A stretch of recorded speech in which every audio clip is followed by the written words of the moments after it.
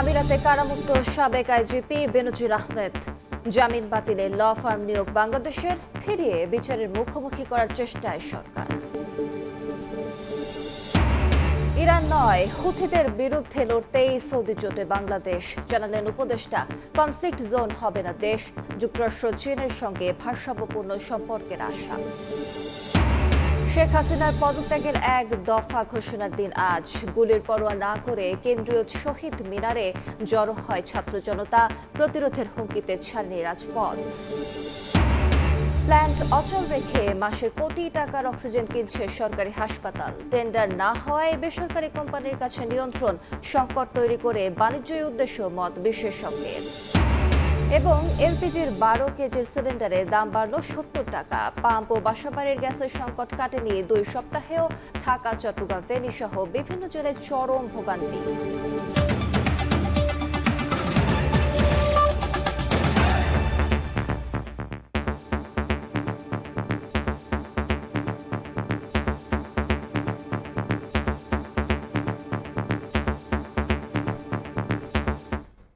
ভোরের সময় সঙ্গে আছি আমি। শর্ত সাপেক্ষে জামিন পেয়েছেন সাবেক আইজিপি বেনজির আহমেদ। তার জামিন বাতিল করে দেশে ফেরাতে সরকার আমিরাতে ল ফার্ম নিয়োগ করেছে বলে জানিয়েছেন স্বরাষ্ট্রমন্ত্রী। পররাষ্ট্র প্রতিমন্ত্রী জানিয়েছেন, বেনজিরকে ফিরিয়ে বিচারের মুখোমুখি করতে আমিরাতের সঙ্গে যোগাযোগ চলছে। দুদকের কোনো আইনি গাফিলতি নেই বলে জানিয়েছেন সংস্থাটির মহাপরিচালক।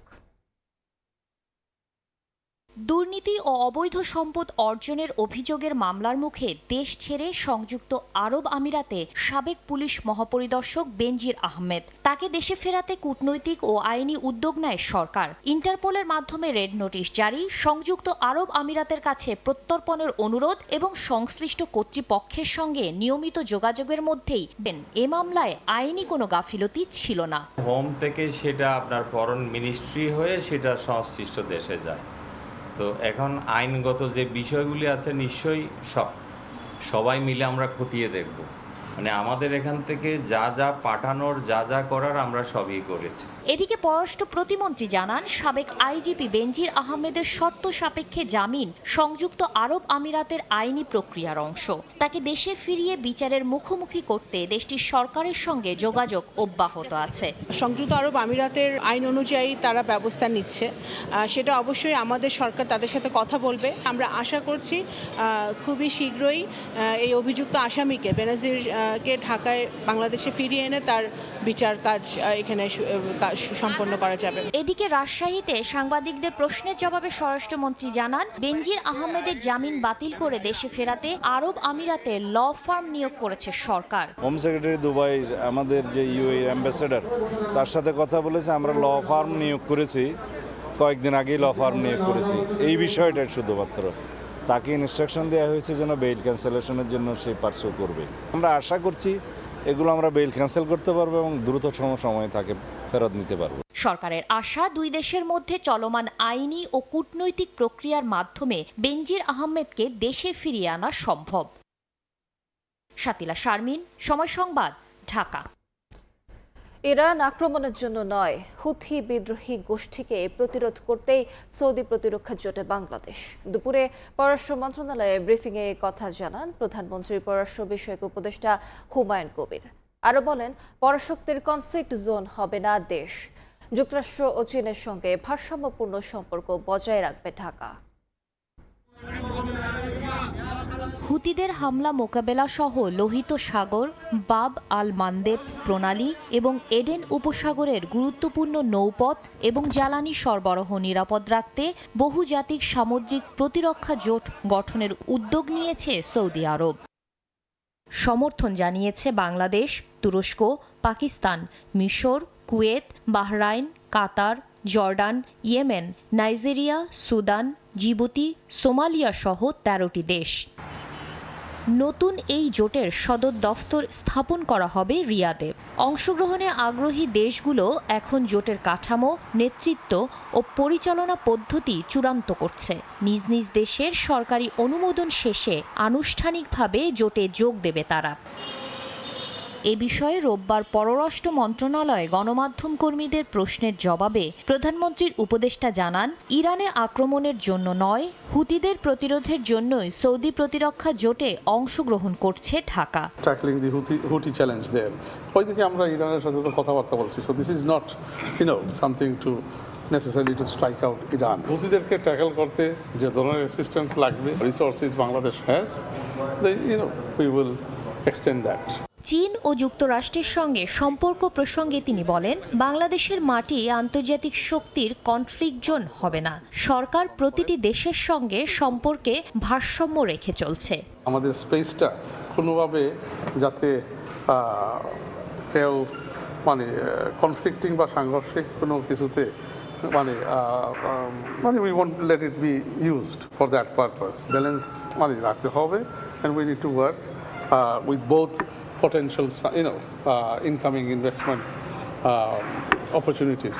বাংলাদেশের সঙ্গে সৌদি আরবের সম্পর্ক শুধু ধর্মীয় প্রেক্ষাপটে নয়, দুদেশের কৌশলগত অংশীদারিত্ব ঐতিহাসিক। তবে ইরানের সঙ্গেও সমান তালে সম্পর্ক থাকবে বলে জানান Humayun Kabir. Bangladesh from a moral ethical point of view will always. Shatila Sharmin, Somoy Sangbad, Dhaka. August মাস এলেই তৎপরতা বাড়ে কার্যক্রম নিষিদ্ধ আওয়ামী লীগের। সারা দেশে এ বিষয়ে পুলিশকে সতর্ক করা হয়েছে বলে জানিয়েছেন স্বরাষ্ট্রমন্ত্রী। আইনশৃঙ্খলা নিয়ন্ত্রণে রেখে মানুষকে স্বস্তি দেয়াই সরকারের প্রধান অগ্রাধিকার বলে জানিয়েছেন তিনি। রাজশাহীর সারদায় সালাউদ্দিন আহমদ আরও বলেন, পুলিশ কোনো দল বা গোষ্ঠীর লাঠিয়াল বাহিনী নয়, দলীয় প্রভাবমুক্ত রেখে তাদেরকে মানবিক বাহিনী হিসেবে গড়ে তোলা হবে। ২৭তম বিসিএসে উত্তীর্ণ হওয়ার পরও প্রায় দেড় যুগ ছিলেন নিয়োগ বঞ্চিত। পরবর্তীতে আইনি প্রক্রিয়ায় সুপারিশ পেয়েছেন নিয়োগের। রাজশাহীর সারদায় ১ বছর মেয়াদী মৌলিক প্রশিক্ষণ সংক্ষিপ্ত করে ৬ মাসে সম্পন্ন করা হয়েছে। ৫৬ শিক্ষানবিশ সহকারী পুলিশ সুপারকে এরই মধ্যে বাস্তবভিত্তিক প্রশিক্ষণের জন্য বিভিন্ন জেলায় সংযুক্ত করা হয়েছে। রোববার সকালে রাজশাহীর সারদায় বিসিএস পুলিশ প্রশাসনের ২৭তম ব্যাচের শিক্ষানবিশ সহকারী পুলিশ সুপারদের কুচকাওয়াজ অনুষ্ঠানে যোগ দেন স্বরাষ্ট্রমন্ত্রী সালাউদ্দিন আহমদ। কুচকাওয়াজ পরিদর্শন ও অভিবাদন গ্রহণ শেষে নবীন অফিসারদের উদ্দেশ্যে স্বরাষ্ট্রমন্ত্রী বলেন, পুলিশ কোনো দলের বা গোষ্ঠীর লাঠিয়াল বাহিনী নয়, দলীয় প্রভাবমুক্ত রেখে পুলিশকে মানবিক বাহিনী হিসেবে গড়ে তুলতে কাজ করছে সরকার। পুলিশ কোনো বিশেষ দলের বা গোষ্ঠীর লাঠিয়াল বাহিনী নয়। পুলিশ বাহিনীকে দলীয় প্রভাবমুক্ত করে একটি আধুনিক সেবাধর্মী ও মানবিক সংস্থায় রূপান্তর করাই আমাদের মূল লক্ষ্য। বর্তমান সরকারের প্রধান অগ্রাধিকার হচ্ছে আইন শৃঙ্খলা পরিস্থিতি নিয়ন্ত্রণের মাধ্যমে জনমনে স্বস্তি প্রদান ও শান্তি প্রতিষ্ঠা করা। অনুষ্ঠান শেষে সাংবাদিকদের প্রশ্নের জবাবে স্বরাষ্ট্রমন্ত্রী বলেন, আগস্ট মাস এলেই কার্যক্রম নিষিদ্ধ আওয়ামী লীগের তৎপরতা বৃদ্ধি পায়। এজন্য সারা দেশে পুলিশকে সতর্ক করা হয়েছে। আওয়ামী ফ্যাসিবাদী গোষ্ঠী, যেটা নিষিদ্ধ ঘোষিত রাজনৈতিক গোষ্ঠী, তাদের বিভিন্ন কার্যক্রম আগস্ট মাসে পরিলক্ষিত হচ্ছে। তো সেই জন্য আমরা সবাইকে সতর্ক থাকতে বলেছি। স্বরাষ্ট্রমন্ত্রী জানান, ঢাকার মতিঝিল আশুলিয়ায় বোমা উদ্ধারের ঘটনা তদন্ত হচ্ছে। বোম রেখে যাওয়ার ঘটনাগুলো তদন্ত করে আমরা দেখেছি যে আনুপাতিক হারে তুলনামূলক বিচারে এটা খুবই কম। তবে আমাদের কাজ আছে, আমরা সবসময় সতর্ক থাকি। এছাড়া শৃঙ্খলা ভঙ্গ ও অপরাধের সঙ্গে জড়িত পুলিশ সদস্যদের বিরুদ্ধে ব্যবস্থা নেওয়া হবে বলেও জানান মন্ত্রী। মওদুদ রানা, সময় সংবাদ, রাজশাহী। এদিকে পুলিশের যানবাহনে হামলার আশঙ্কায় দেশজুড়ে সতর্কতা জারি করেছে পুলিশ সদর দফতর। একই সঙ্গে পুলিশের সব ইউনিটকে নিরাপত্তা ব্যবস্থা জোরদার করার নির্দেশ দেওয়া হয়েছে। গোয়েন্দা তথ্য অনুযায়ী পুলিশের ব্যবহৃত জিপ, পিকআপ ও বাসসহ বিভিন্ন যানবাহন হামলার লক্ষ্যবস্তু হতে পারে। তবে ডিএমপি বলছে, সুনির্দিষ্ট হামলার কোনো আশঙ্কা নেই। পুলিশের ব্যবহৃত জিপ, পিকআপ ও বাসসহ বিভিন্ন যানবাহন হামলার লক্ষ্যবস্তু হতে পারে। এ ধরনের ঘটনা প্রতিরোধে দায়িত্বরত অবস্থায় কোনো যানবাহন সাময়িকভাবে থামানোর প্রয়োজন হলে সেটি অবশ্যই নিরাপদ স্থানে রেখে পুলিশের নজরদারিতে রাখতে হবে, এমন নির্দেশনা দেয়া হয়েছে পুলিশ সদর দফতর থেকে। শনিবার পুলিশ সদর দফতরের অপারেশনস নিয়ন্ত্রণ কক্ষ থেকে পাঠানো এক জরুরি বার্তায় এই নির্দেশনা দেওয়া হয়। বার্তায় বিষয়টি অত্যন্ত গুরুত্বপূর্ণ উল্লেখ করে দেশের সব মহানগর, রেঞ্জ, জেলা ও ইউনিটের কর্মকর্তাদের সর্বোচ্চ গুরুত্ব দিয়ে নির্দেশনাগুলো বাস্তবায়নের আহ্বান জানিয়েছে পুলিশ সদর দফতর। দায়িত্ব শেষে থানা, পুলিশ লাইন্স, অফিস কম্পাউন্ডে রাখা যানবাহনের নিরাপত্তা জোরদার করতে পুলিশের সব ইউনিটকে নির্দেশ দেওয়া হয়েছে। সম্প্রতিকালে আপনারা দেখছেন যে কয়েকটা বোমা উদ্ধার হয়েছে এবং ফলস কিছু রিউমারও ছড়ানো হচ্ছে, এটা করে নেই। এই ব্যাপারে আমরা তৎপর হচ্ছি এবং আমরা তৎপরের ক্ষেত্রে যেন আমাদের নিজেদের নিরাপত্তাটা বজায় থাকে। এই জন্য এটা বিভিন্ন সময় দেওয়া থাকে। আমাদেরকে আগেও নির্দেশনা আছে যে আমরা আমাদের কোনো যানবাহন বা কোনো স্থাপনা আনঅ্যাটেন্ডেড রাখতে পারবো না। এটা আবার পুলিশ হেডকোয়ার্টার রিমাইন্ড দিয়েছে এটা অধিক সতর্ক হতে বলছে। পুলিশ বলছে সতর্কতামূলক ব্যবস্থা হিসেবে এই নির্দেশনা জারি করা হলেও সুনির্দিষ্ট কোনো হামলার তথ্য নেই। ওরকম স্পেসিফিক কিছু নাই, তবে আমরা সবসময় সতর্ক থাকি। সুপারভাইজিং অফিসার আমাদের কর্মকাণ্ড তারা তদারকি করে থাকে। কাজে আমরা যেন ফিল্ডে বিচরণের ক্ষেত্রে আমরা যেন আরো একটু সতর্ক থাকি, এটাই ওনারা রিমাইন্ড করে দিয়েছেন আমাদেরকে। আবার শনিবার রাজধানীর মিরপুর 10 ও ফার্মগেট মেট্রো রেল স্টেশনের নিচে পরিত্যক্ত ব্যাগ পাওয়ার খবরে জনমনে সাময়িক আতঙ্ক সৃষ্টি হয়। পরে পুলিশ জানায় বস্তা খুলে তাতে ঝুঁকিপূর্ণ কিছু পাওয়া যায়নি। বুলবুল রেজা, সময় সংবাদ, ঢাকা। দ্রুততম সময়ে রাজধানী ঘিরে বৃত্তাকার 110 কিলোমিটার নৌপথ চালুর নির্দেশ দিয়েছেন প্রধানমন্ত্রী তারেক রহমান। সচিবালয়ে প্রধানমন্ত্রীর সঙ্গে ঢাকার চারপাশের বৃত্তাকার নৌপথ উন্নয়ন সংক্রান্ত বৈঠক শেষে এই কথা জানান নৌ পরিবহন মন্ত্রী। 4টি নদীকে দূষণমুক্ত করতে সরকার প্রধানের নির্দেশনায় কাজ শুরুর কথা জানিয়েছেন ঢাকার 2 সিটি কর্পোরেশন প্রশাসক। সড়ক পথে যানবাহনের চাপ কমাতে রাজধানীর চারপাশ ঘিরে বৃত্তাকার নৌপথ চালুর উদ্যোগ নেওয়া হয় 2000 সালে। ঢাকার এক প্রান্ত থেকে অন্য প্রান্তে সহজে যাতায়াত করার লক্ষ্যে 5 দফায় ওয়াটার বাস ও লঞ্চ নামানো হলেও পানির দুর্গন্ধ, কম নৌযান, ধীর গতি সহ বেশ কিছু কারণে যাত্রী সংকটে সবকটি উদ্যোগ ভেস্তে যায়। ফলে প্রকল্পটি শুরু হওয়ার 26 বছরেও সুফল পাওয়া যায়নি। এই নৌপথ পুনরায় চালু করতে নতুন উদ্যোগ গ্রহণের ঘোষণা ছিল বর্তমান সরকারের গুরুত্বপূর্ণ নির্বাচনী প্রতিশ্রুতিতে। রোববার সচিবালয়ে বৃত্তাকার নৌপথ উন্নয়নে সংশ্লিষ্টদের সঙ্গে বৈঠক করেন প্রধানমন্ত্রী তারেক রহমান। সভা শেষে ঢাকার 2 সিটির প্রশাসক জানান, রাজধানীর নদীগুলোকে দূষণমুক্ত করার পাশাপাশি শহরের সড়ক পরিবহন ব্যবস্থার মতো নৌপথেও উদ্যোগ গ্রহণের নির্দেশ দিয়েছেন সরকার প্রধান। পাড়গুলো বেঁধে কিভাবে আবর্জনা যাতে নদীতে না ফেলে সেটার জন্য আমরা জনগণকে উৎসাহিত করব। সকলের সমন্বয়ে এই বিষয়গুলোকে একটা নদীপথে নতুন করে এখানে বোর্ডের মাধ্যমে চলাচলের জন্য জনগণকে একটা উন্মুক্ত করে দেওয়া। এদিকে নৌ পরিবহন মন্ত্রী জানিয়েছেন, ঢাকার চারপাশের এই বৃত্তাকার নৌপথে গেল 10 বছরে 57 কোটি টাকা লোকসান হয়েছে। নতুন পরিকল্পনায় বেসরকারি খাতকে যুক্ত করা হচ্ছে। ঢাকা শহরের চারপাশে সেটা প্রায় 110 কিলোমিটারের মতো। তো সেখানে কিভাবে ওয়াটার বাস এবং নৌযাত্রা যেগুলি আছে সেটা নিশ্চিত করা যায়। সব মিলে 424টি জায়গায় এই সরাসরিভাবে ওয়েস্টেজ দিয়ে যাওয়া হচ্ছে নদীতে। 57 কোটি টাকা পরিসংখ্যান অনুসারে লস হয়ে যায় 10 বছরে। 2 মাসের একটা পরিকল্পনা নেওয়া হয়েছে যে 2 মাস পরে আমরা বেসরকারি খাতকে হয়তো এখানে ইনভলভ করতে পারবো। দ্রুততম সময়ে পরিকল্পনা বাস্তবায়নে এরই মধ্যে বিভিন্ন কর্তৃপক্ষকে নির্দেশনা দেওয়া হয়েছে বলেও জানান নৌ পরিবহন মন্ত্রী। সেটা মনোরম পরিবেশ। মুরসালিন হক জুনায়েদ, সময় সংবাদ, ঢাকা। বিএনপি দেশে আইনের শাসন ও ইনসাফ প্রতিষ্ঠা করতে চায় বলে জানিয়েছেন স্থানীয় সরকার মন্ত্রী মির্জা ফখরুল ইসলাম আলমগীর। দীর্ঘ লড়াই করে ফ্যাসিস্ট ব্যবস্থা থেকে বেরিয়ে এসেছে দেশ। একই সঙ্গে দেশে নতুন সম্ভাবনার সৃষ্টি হয়েছে বলেও মন্তব্য করেন মন্ত্রী। রোববার দিনভর ঠাকুরগাঁওয়ে বিভিন্ন অনুষ্ঠানে অংশ নেন স্থানীয় সরকার মন্ত্রী।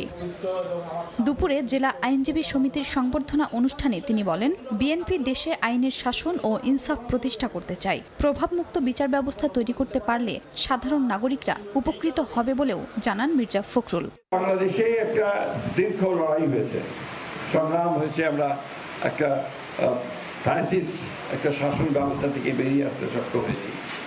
নতুন একটা সম্ভাবনা সৃষ্টি হয়েছে। আমরা যেটাতে আমরা প্রতিশ্রুতিবদ্ধ যে আমরা ন্যায় বিচার প্রতিষ্ঠিত করতে চাই, আমরা আইনের শাসন প্রতিষ্ঠা করতে চাই।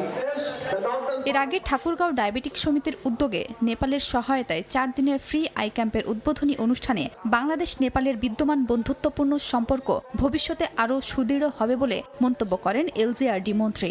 We believe that this event will definitely strengthen our friendship with Nepal. Nepal is our friend since long.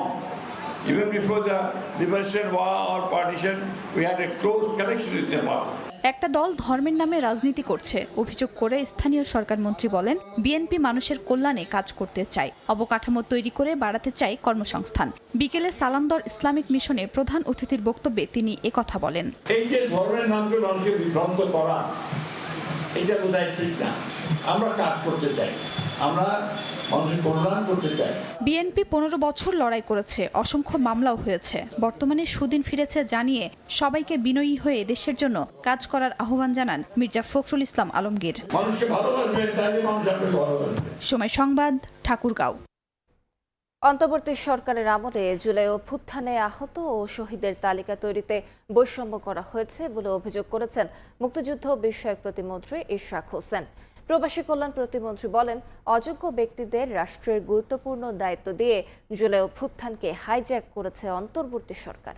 আলাদা অনুষ্ঠানে প্রধানমন্ত্রীর রাজনৈতিক উপদেষ্টা রুহুল কবির রিজভী বলেছেন, অশ্লীল কুরুচিপূর্ণ ভাষায় সরকারের বিরোধিতা করতে গিয়ে সমাজে ঘৃণা তৈরি করছে এনসিপি। শহীদদের আত্মত্যাগ আমাদের দায় ও নতুন বাংলাদেশ শীর্ষক আলোচনা সভা সোমবার বিকেলে সেগুনবাগিচায় জাগ্রত জুলাই ফোরাম আয়োজিত এই অনুষ্ঠানে যোগ দেন মুক্তিযুদ্ধ বিষয়ক প্রতিমন্ত্রী ও প্রবাসী কল্যাণ প্রতিমন্ত্রী। মুক্তিযুদ্ধ বিষয়ক প্রতিমন্ত্রী বলেন, জুলাই আহত ও শহীদদের তালিকা তৈরিতে অন্তর্বর্তী সরকার বৈষম্য করেছে। ভিন্ন রাজনৈতিক মতাদর্শের ব্যক্তিদের গেজেটভুক্ত করা হয়নি। ক্যাটাগরি বন্টনেও হয়েছে বৈষম্য। ছাত্রদল করত বা গণ অধিকার পরিষদ করত এবং অন্যান্য যারা ছাত্র সংগঠন ছিল তাদেরকে অনেক ক্ষেত্রে কোনো গ্যাজেটভুক্তই করা হয় নাই। তারা আহত গুরুতর, কিন্তু গ্যাজেটেই আনা হয় নাই। ক্যাটাগরি তো আরও পরের কথা। ক্যাটাগরিতে তো অনেকে যারা কতে থাকার কথা তাদেরকে গতে দেওয়া হয়েছে, আবার তাদের পছন্দের ব্যক্তি যারা গতে থাকার কথা তাদেরকে গতে দেওয়া হয়েছে, বিদেশে চিকিৎসায় পাঠানো হয়েছে। অনুষ্ঠানে প্রবাসী কল্যাণ প্রতিমন্ত্রী বলেন, অযোগ্য ব্যক্তিদের রাষ্ট্রের গুরুত্বপূর্ণ দায়িত্ব দিয়ে অন্তর্বর্তী সরকার জুলাই অভ্যুত্থানকে হাইজ্যাক করেছে। অনভিজ্ঞরা অশ্রাব্য ভাষা ব্যবহার করে রাজনৈতিক বিস্ফোরায় পরিণত হয়েছে। দুঃখজনক যে এটা ইন্টারিম গভর্নমেন্টের সময় আমরা আশা করেছিলাম একটা ইনক্লুসিভ বাংলাদেশ, একটা পজিটিভ প্রগ্রেসিভ পলিটিক্স, সেখানে আন্দোলনের পরিচিত মুখ তারা আন্দোলনকে হাইজ্যাক করেছে। এই তথাকথিত মাস্টারমাইন্ডদেরকে একদিন কোনো আন্দোলন আমি পাইনি, কিন্তু ডক্টর ইউনূস বানাই দিয়েছে মাস্টারমাইন্ড। এইটা করেই তিনি এই জুলাইয়ের ঐক্যকে আমি মনে করি যে বিভাজনের দিকে ঠেলে দিয়েছে। এদিকে সন্ধ্যায় রাজশাহীতে রক্তাক্ত জুলাই স্মরণ ও প্রত্যয় শীর্ষক আলোচনা সভায় প্রধানমন্ত্রীর রাজনৈতিক উপদেষ্টা রুহুল কবির রিজভী বলেন, এনসিপি অশ্লীল কুরুচিপূর্ণ ভাষায় সরকারের বিরোধিতা করতে গিয়ে সমাজে ঘৃণা তৈরি করছে। যেভাবে আপনারা বিরোধিতা করছেন, কুরুচিপূর্ণ কথা, নোংরা কথা, ঘৃণ্য কথা, শেখ হাসিনাই কাজটা করে। এখন দেখছি আমাদের কিছু কিছু ছোট ভাইরা শেখ হাসিনার আদর্শ অনুসরণ করেই সেটা করছেন। তো এটা তো জনগণ ঠিক মতো দেবে না। জামায়াতের মতো পশ্চাৎপদ দলের সঙ্গে এনসিপির জোট করা ঠিক হয়নি বলেও মন্তব্য করেন বিএনপির সিনিয়র যুগ্ম মহাসচিব। পশ্চাৎমুখী একটি রাজনৈতিক দলের সাথে আপনারা জোট, এটা পলিটিক্যাল ফিলোসফির দিক থেকেও আপনারা জিনিসটা সঠিক করেন। দিন মোহাম্মদ সাব্বির, সময় সংবাদ, ঢাকা। ফ্যাসিস্ট আমলের মতো বিরোধী মত দমনের অভিযোগ তুলেছেন বিরোধী দলীয় নেতা ও জামায়াত আমির ডক্টর শফিকুর রহমান। জাতীয় প্রেস ক্লাবে আলোচনায় তিনি বলেন, মেধা যোগ্যতার পরিবর্তে প্রশাসনে নিয়োগে প্রাধান্য পাচ্ছে দলীয় বিবেচনা। জুলাই গণ অভ্যুত্থানের দ্বিতীয় বর্ষপূর্তি উপলক্ষে রাজধানীর জাতীয় প্রেস ক্লাবে বাংলাদেশ লেবার পার্টির আলোচনা সভা। বিষয়ে জান দিব জুলাই দিব না। উপস্থিত ছিলেন বিরোধী দলীয় নেতা সহ 11 দলীয় ঐক্যের শীর্ষ নেতারা। এই জাতিটাকে আর কলঙ্কিত করেন না। বক্তাদের অভিযোগ, বর্তমান সরকার পুরনো ফ্যাসিবাদী শাসন ব্যবস্থাই জারি রেখেছে। জনগণের আকাঙ্ক্ষা উপেক্ষা করা হলে রাজনৈতিক জবাব দেওয়া হবে বলেও হুঁশিয়ারি করেন তারা। এমন কোনো জায়গা নাই যেখানে দলের লোককে নিয়োগ দেওয়া হচ্ছে না, অথচ হওয়া উচিত ছিল যোগ্য ব্যক্তিদের যোগ্য স্থানে নিয়োগ দেওয়া। এনসিপি নেতা নাসিরউদ্দিন পাটোয়ারি বলেন, রাষ্ট্রপতির পদ কোনো দলীয় পরিচয়ের হওয়া উচিত নয়। শেখ হাসিনা ছাত্রলীগের একটা ছোট্ট ক্যাডারকে ধরে নিয়েছিল, বিএনপিও একই পথে যাচ্ছে। রাষ্ট্রপতি কোনো দলীয় ব্যক্তি হইতে পারবে না, রাষ্ট্রপতিও কোনো গরিব পরিবারের হইতে পারবে না। এদিকে সরকার ও বিএনপির সমালোচনা করে জামায়াতের আমির বলেন, অতীতের নির্যাতন ভুলে দলটি এখন ফ্যাসিবাদের পথে হাঁটছে। তখনকার ফ্যাসিস্টরা যা করেছে হুবহু তার একটা ফটোকপি আপনাদের মধ্যে আমরা দেখতে পাচ্ছি। ওরা যেমন বিরোধী মতকে দমন করার জন্য ষড়যন্ত্র, অপপ্রচার এবং বল প্রয়োগের আশ্রয় নিয়েছিল, আপনারা সবগুলা ইতিমধ্যে নিয়ে ফেলেছেন। বিরোধী দলীয় নেতার অভিযোগ, মেধা যোগ্যতার পরিবর্তে প্রশাসনে নিয়োগ ও পদায়নে প্রাধান্য পাচ্ছে দলীয় বিবেচনা।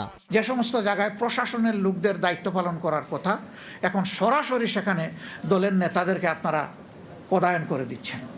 গণমানুষের মতামত ও আকাঙ্ক্ষা উপেক্ষা করলে তার ফল ভালো হবে না বলেও মন্তব্য করেন জামায়াত আমির। একটা সংসদ সমাধান হলে ঠিক আছে, না হইলে আমাদের রাজপথ। আবু সাইদ নিশান, সময় সংবাদ, ঢাকা। সরকার অবশ্যই জুলাই হত্যার বিচার নিশ্চিত করবে বলে জানিয়েছেন প্রধানমন্ত্রীর উপদেষ্টা মাহাদি আমিন। জুলাই রেভলিউশনারি অ্যালায়েন্স এর আয়োজনে বিয়াম অডিটোরিয়ামে জুলাই যোদ্ধাদের সম্মেলন ও কর্মশালায় তিনি কথা বলেন। এ সময় শেখ হাসিনাকে ভিতুর ডিম আখ্যা দিয়ে অন্তর্বর্তী সরকারের প্রেস সচিব শফিকুল আলম বলেন, সবাই ঐক্যবদ্ধ থাকলে ভেসে যাবে হাসিনা। জুলাই বিপ্লবের প্রথম মহাসম্মেলনে শহীদ পরিবারের সদস্য ও জুলাই যোদ্ধাদের সঙ্গে অংশ নেন সরকার ও সামাজিক অঙ্গনের বিশিষ্টজনরা। জুলাই অভ্যুত্থানে গণমাধ্যমের ভূমিকার আলোচনা করতে গিয়ে ডক্টর ইউনূস সরকারের প্রেস সচিব শফিকুল আলম বলেন, পলাতক সাবেক প্রধানমন্ত্রী দেশে ফেরার কোনো সুযোগ নেই। যুদ্ধে কেউ হারলে তার কিছু থাকে না, এই যে তার দোসরগুলো আছে তাও ধরেন দয়া দাক্ষিণের মধ্যে আছে। তো আমরা সবাই ইউনাইটেড থাকলে কই বানের জলে ভেসে যাবে, কিছু কোনো চিন্তা করবেন না। অন্তর্বর্তী সরকারের সাবেক উপদেষ্টা মোস্তফা সরোয়ার ফারুকী বলেন, ফ্যাসিবাদের সূচনা ৭২ থেকে ৭৫ সালে। বর্তমানে বাক স্বাধীনতার অপব্যবহার হচ্ছে বলেও অভিযোগ তোলেন তিনি। ২০০১ থেকে ২০০৭ পর্যন্ত এই মিডিয়া তারেক রহমান এবং হাওয়া ভবন সম্পর্কে যতগুলো রিপোর্ট লিখেছে, কোথাও কি লিখেছে কথিত, লেখে নাই। অর্থাৎ সে আপনাকে ব্র্যান্ডিং করেছে খারাপ হিসাবে, আজকে সে জুলাইকে বলছে কথিত। প্রধানমন্ত্রীর উপদেষ্টা ও কার্যালয়ের মুখপাত্র মাহাদি আমিনের আশ্বাস, যে কোনো মূল্যে জুলাই অভ্যুত্থানে হত্যার বিচার নিশ্চিত করা হবে। যেভাবে একজোটে আমরা রাজপথে ছিলাম, যেভাবে এই বাংলাদেশকে আমরা ফ্যাসিবাদ মুক্ত করেছিলাম, সেভাবে আমরা সবাই মিলে কাঁধে কাঁধ মিলিয়ে জুলাই সনদ বাস্তবায়ন করব, ঠিক যেভাবে সম্মিলিত প্রচেষ্টায় দেশ যেভাবে ফ্যাসিবাদ মুক্ত হয়েছে, ঠিক সেভাবে জুলাই সনদও বাস্তবায়ন হবে বলে আশা প্রকাশ করেন নীতি নির্ধারকরা। এম এ আজিম, সময় সংবাদ। জুলাই দিনলিপির খবর।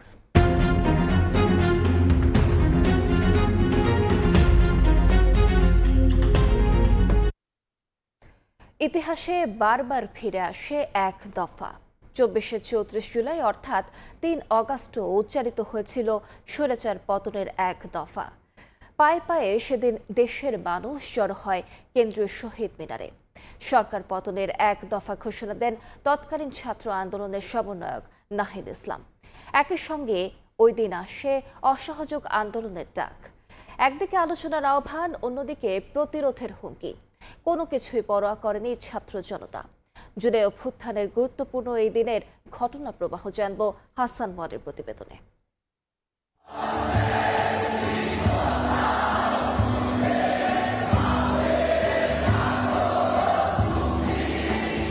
২৪-এর ক্যালেন্ডার জুড়ে তখনও চলছিল রক্তিম জুলাইয়ের দিন গণনা। ৩৪ জুলাই কি কারফিউ, কি বন্দুকের গুলি, কিছুই পরোয়া না করা তরুণ প্রজন্ম সেদিন গোটা দেশকে সঙ্গে নিয়ে এসে দাঁড়ায় শ্রদ্ধার মিনারে।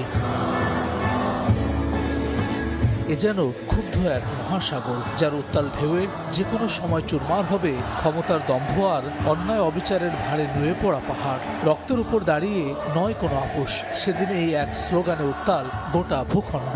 রক্তাক্ত শহরে সেদিন মৃত্যু ভয় উপেক্ষা করে লাল সবুজ পতাকা হাতে, মাথায় কিংবা বুকে ধারণ করে জনতার স্রোত এসে মিশে কেন্দ্রীয় শহীদ মিনারে। সরকার পতনের এক দফা ঘোষণা করা হয় কেন্দ্রীয় শহীদ মিনারের এই বিশাল জনসমুদ্র থেকে। বাংলাদেশের মানুষের জীবনের নিরাপত্তা, সমাজের ন্যায় বিচার প্রতিষ্ঠার জন্য আমরা এক দফার সিদ্ধান্তে উপনীত হয়েছি। সরকার কোনোভাবে আর 1 মিনিটও ক্ষমতায় থাকার বৈধতা রাখে না। জনতার মঞ্চে সমন্বয়কদের দেখে উজ্জীবিত হয় ছাত্র জনতা। একই সঙ্গে এদিন অসহযোগ আন্দোলনের ঘোষণাও আসে। আমরা যদি 16 তারিখ দাঁড়িয়ে এক দফা ঘোষণা করতাম তাহলে কিন্তু এটা সফল করতে পারতাম। অনেকের মতামত আসে যে 2 তারিখ রাতেই আমরা একটা ভিডিও বার্তা দিয়ে এক দফা ঘোষণা করি, কিন্তু আমাদের একটা ছিল যে কারণ আমরা দীর্ঘদিন লিডারশিপকে মানুষ দেখে নেই মাঠে, আমরা বন্দি অবস্থায় ছিলাম। আমরা যে মানুষকে এক দফা ঘোষণা করে মাঠে আসতে বলবো, তাকে জীবন দিতে আহ্বান জানাবো, এটা যদি আমরা নিজেরা সাহস করে পাবলিকলি গিয়ে না করি তাহলে এটা মনে হবে যে আমরা ভিডিও বার্তা দিচ্ছি লুকিয়ে লুকিয়ে। জনতার মধ্য থেকে ঘোষণাটা দেওয়া হয়, যেটা একটা ঐতিহাসিক ঘোষণা হয়ে থাকে। এক দফার ঘোষণা দেন নাহিদ ইসলাম এবং আমরা অসহযোগ আন্দোলনের ঘোষণা দিই আমি।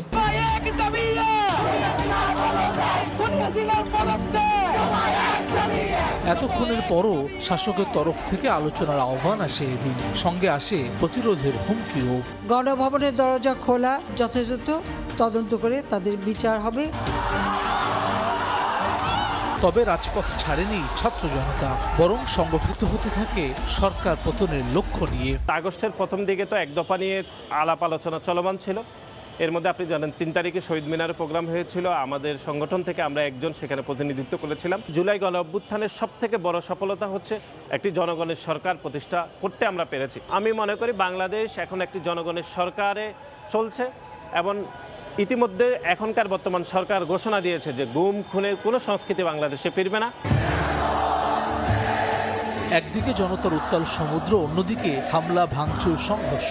একদিকে আলোচনার জন্য আহ্বান, অন্যদিকে বন্দুকের তেজ। এদিনে শহীদ হন অনেক মানুষ। যে শহীদ মিনার শেখায় মাথা নোয়াবার নয়, ঠিক সেখানে দাঁড়িয়েই ঘোষিত হয় স্বৈরাচার পতনের এক দফা। 24-এর দীর্ঘতম জুলাইয়ের এই দিনে গোটা বাংলাদেশ একসঙ্গে স্পষ্ট জানিয়ে দেয় স্বৈরশাসকের পতন ছাড়া আর কোনো পথ খোলা নেই। সেই সঙ্গে শুরু হয় রক্তিম জুলাই শেষ হওয়ার চূড়ান্ত কাউন্টডাউন। হাসান ওয়ালি, সময় সংবাদ, ঢাকা। মানবিক ও গণতান্ত্রিক দেশ গঠনে তরুণদের সক্রিয় অংশগ্রহণ জরুরি বলে মন্তব্য করেছেন প্রাথমিক ও গণশিক্ষা প্রতিমন্ত্রী ববি হাজ্জাজ। রোববার জুলাই আন্দোলনে বেসরকারি বিশ্ববিদ্যালয়ের শিক্ষার্থীদের সংগ্রাম ও আত্মত্যাগের গল্প তুলে ধরতে এনডিএম এর আয়োজনে আলোচনা সভায় এ কথা বলেন তিনি। এতে আন্দোলনের প্রত্যক্ষদর্শী ও private university students alliance of Bangladesh এর প্রতিনিধিরা শিক্ষার্থীদের ঐক্য ও নেতৃত্বের গুরুত্ব তুলে ধরেন। উপস্থিত অন্য বক্তারাও আন্দোলনের নানা অভিজ্ঞতা ও স্মৃতিচারণ করেন। উপস্থিত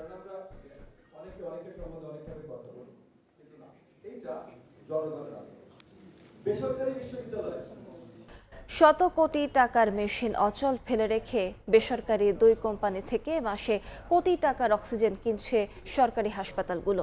13 বছর ধরে টেন্ডার না হওয়ায় 2টি কোম্পানির নিয়ন্ত্রণে দেশের মেডিকেল অক্সিজেন চেইন। কেন্দ্রীয় ঔষধাগার বলছে ভয়ে টেন্ডার আহ্বান করছে না কেউ। অন্যদিকে বিশেষজ্ঞরা বলছেন সরকারি প্ল্যান্ট বন্ধ থাকলেই লাভবান হয় বেসরকারি কোম্পানি। কৃত্রিম সংকট সৃষ্টি করেই চলে অক্সিজেন বাণিজ্য। সোহেল কুরেশের ক্যামেরায় নাইম হাসানের অনুসন্ধানের আজ থাকছে শেষ পর্ব। এটি একটি সরকারি অক্সিজেন প্ল্যান্ট, তবে আসলে এটি কোনো প্ল্যান্ট নাকি বাসা সেটা দেখে বোঝার উপায় নেই, কারণ এই প্ল্যান্টকে নিজের বাড়ি বানিয়ে ব্যবহার করছেন জাতীয় অর্থোপেডিক হাসপাতালের এক কর্মচারী। বাইরে থেকে দরজায় তালা ঝুলিয়ে ভেতরেই সংসার পেতেছেন জসিম। সময় টেলিভিশনের লোকজন আসছিল স্যার, আমি যেখানে থাকি স্যার অক্সিজেন প্ল্যান্টের যেটা আপনি যদি দেখতে চান অসুবিধা না, ক্যামেরা একটু বন্ধ করে দেখতে। প্ল্যান্টের ভেতরে প্রবেশ করতেই দেখা মিলল বিছানা বালিশ সহ একাধিক মানুষের আবাসস্থল। অকপটেই স্বীকার করলেন ইচ্ছে করেই বন্ধ রাখা হয় সরকারি এই অক্সিজেন প্ল্যান্ট মেশিন। 500 উৎপাদন ক্ষমতা, আর ওনার হলো আমাদের লাগে হলো প্রায় 600 বা 800 এরকম 1 মিনিটে। এখন কি কারণে এটা চালান না? চালাই, সপ্তাহে 1 দিন 2 দিন করে চালাইতে বলছে স্যার, বলছে 2 দিন চলাবার তুমি। যে 2 দিন আমি চালাই সেই 2 দিন ওইটাকে আমি স্টপ করে রাখি, লিকুইডটা ইউজ করি। প্রত্যেকদিন চালান না কেন? প্রত্যেকদিন চলাইলে আসলে আমার তো ঘাটতি তো ওরকম না, আমার তো লিকুইড আছে। সময়ের অনুসন্ধান বলছে 241 কোটি টাকা ব্যয়ে নির্মিত দেশের 99টি অক্সিজেন প্ল্যান্টের 70টি এখন অচল হয়ে পড়ে আছে। কর্মকর্তা কর্মচারীদের যোগসাজশে বছরের পর বছর বন্ধ এই প্ল্যান্টগুলো। কোয়ালিটি একই রকমের হলে তো মানে হাসপাতাল চলার কথা, তাহলে তো এই ভাইয়ের কোশ্চেন তো যৌক্তিক। সচল আছে কিন্তু আমাদের রানিং নাই আর কি। এমনি চালাইছিলাম আমরা, রানিং আছে কিন্তু আমরা এটা দিয়ে দেই না, কারণ এটা তো আমাদের এখন দেখা গেল লিকুইড আমরা লিন্ডারটা দিচ্ছি। বছরে প্রায় 8 কোটি টাকার অক্সিজেন বাইরে থেকে কিনতে হয় ঢাকা মেডিকেল কলেজ হাসপাতালকে। বাকি সরকারি হাসপাতালগুলোর এই খরচ বছরে 4 থেকে 5 কোটি টাকা। ওয়ার্ল্ডে এত ভালো রিপোর্ট এদের, এই জেনারেটরগুলা নষ্ট হয় দেখা হয়েছে এতদিন ধরে চলতো, তাহলে তো সরকার এতগুলো টাকা বেঁচে যেত। আদালতের এক মামলার বদৌলতে 13 বছর ধরে বন্ধ মেডিকেল অক্সিজেন টেন্ডার, যার সুযোগে 2 কোম্পানির নিয়ন্ত্রণে দেশের সরকারি মেডিকেলের অক্সিজেন চেইন। মামলার কারণে হচ্ছে টেন্ডার প্রক্রিয়ার প্রতি স্থগিত রয়েছে। 20 সালের পরে আর কোনো শুনানি হয় না। তারাও চাচ্ছে যে মামলার কোনো নিষ্পত্তি না আসুক, তাই আর কেউ ঢুকতে পারতেছে না। কেন সিএমএসডি হাইকোর্টে গেল না, আপিল করলো না? সেন্ট্রালিস্ট ওই হাসপাতালগুলোর রিকুইজিশনটা সিএমএসডি তখন এই দুইটা সাপ্লায়ারকে দেয় যে তুমি এখানে মাল দাও, তুমি এখানে মাল দাও। কেন্দ্রীয় ঔষধাগার বলছে ভয়ে নতুন করে টেন্ডার আহ্বান করছে না কেউ।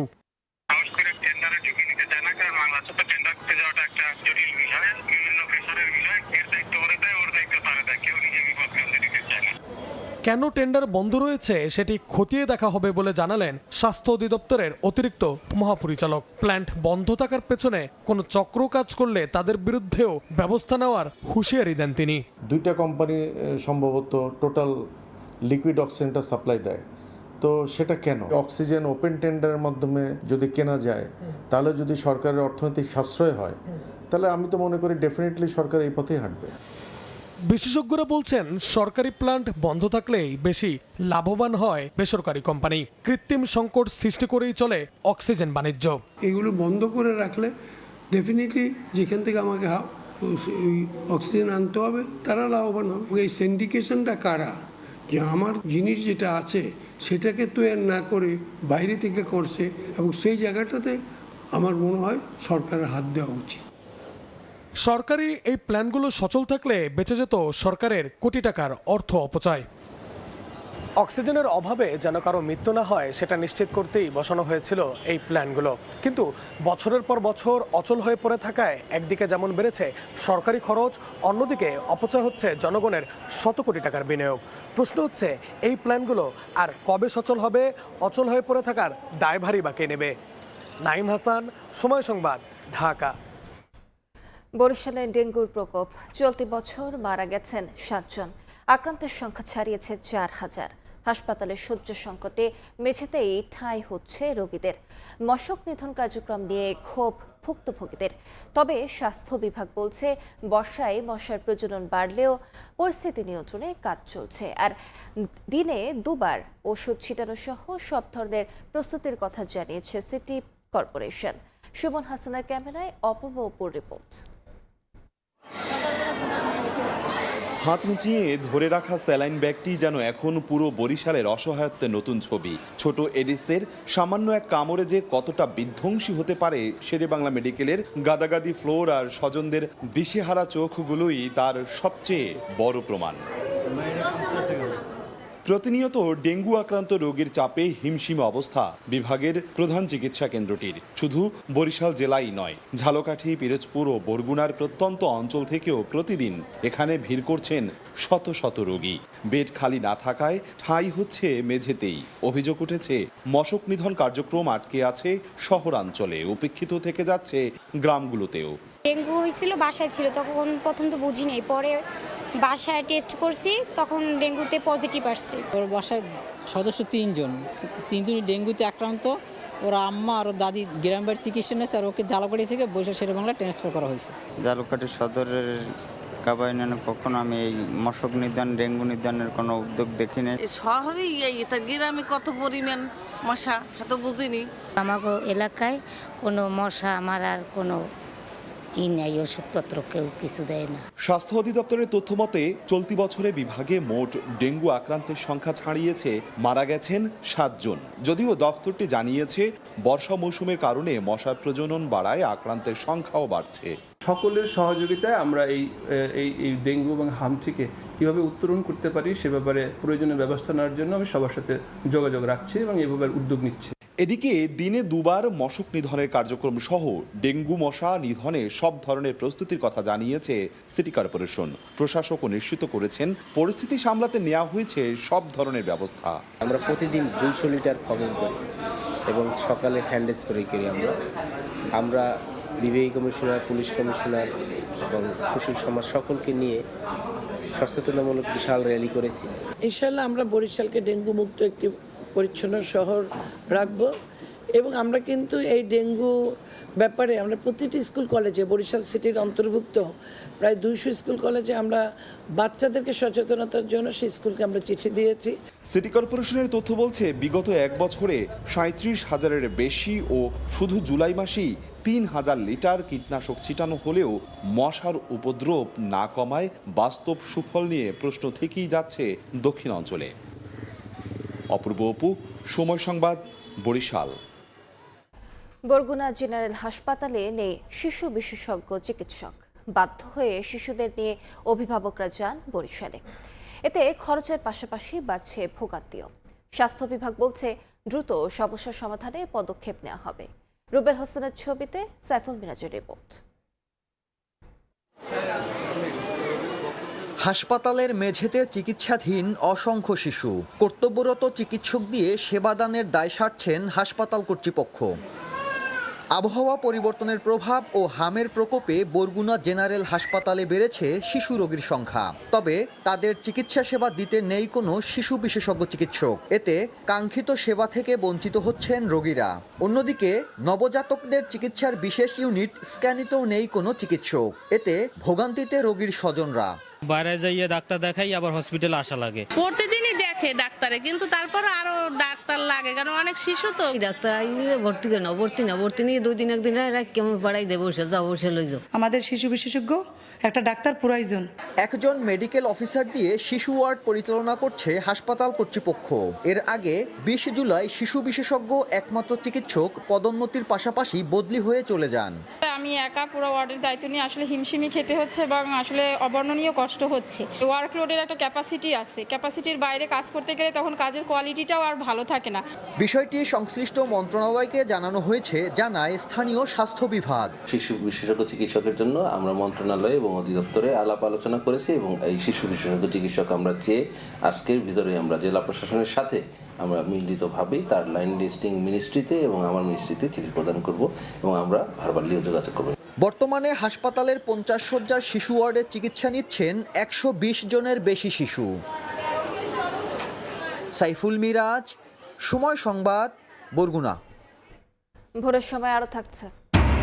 অনুমতি ছাড়াই 10,000-এর বেশি ট্রলার যাচ্ছে গভীর সাগরে। নেই লাইফ জ্যাকেট, বৈরী আবহাওয়ায় পায় না বার্তাও। দুর্ঘটনায় প্রাণ যায় জেলের, নিরাপত্তা নিশ্চিতের জোর। আরএফএল ওয়াটার পাম্পের রোটর এখন আরো উন্নত আর বিদ্যুৎ সাশ্রয় হয় 20% পর্যন্ত। আবারও বাড়ল এলপি গ্যাসের দাম।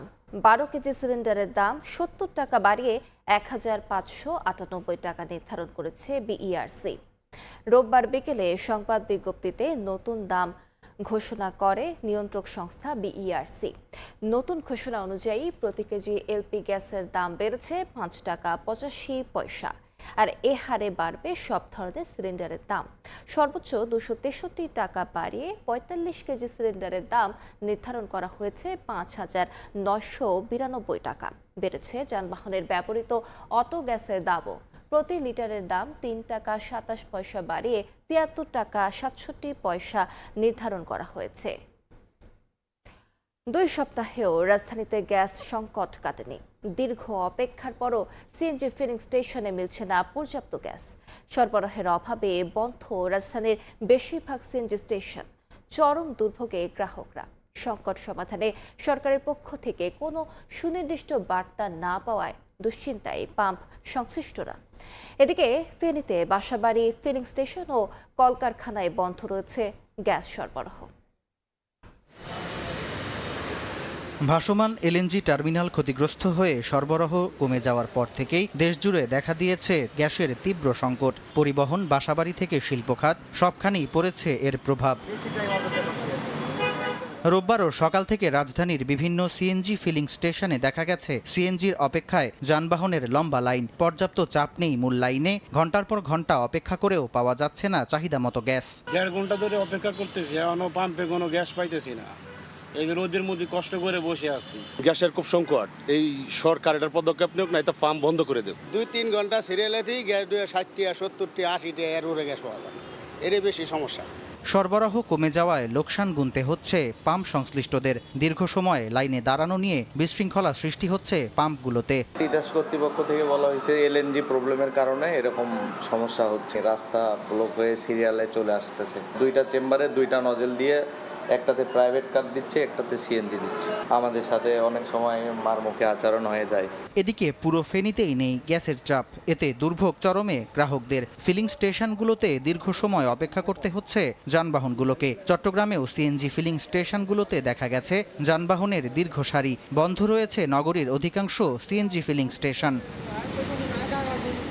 সামদানি প্রত্যয়, সময় সংবাদ, ঢাকা। মিয়ানমার থেকে পাইপলাইনে গ্যাস আমদানির প্রস্তাব দিয়েছে বাংলাদেশ। পাশাপাশি প্রতিবেশী দেশটির সঙ্গে জ্বালানি সহযোগিতা বৃদ্ধিতে জোর দিচ্ছে সরকার। রোববার সকালে সচিবালয়ে জ্বালানি মন্ত্রী ইকবাল হাসান মাহমুদের সঙ্গে সাক্ষাৎ করেন বাংলাদেশে নিযুক্ত মিয়ানমারের রাষ্ট্রদূত কেয়া সোয়েমোয়ে।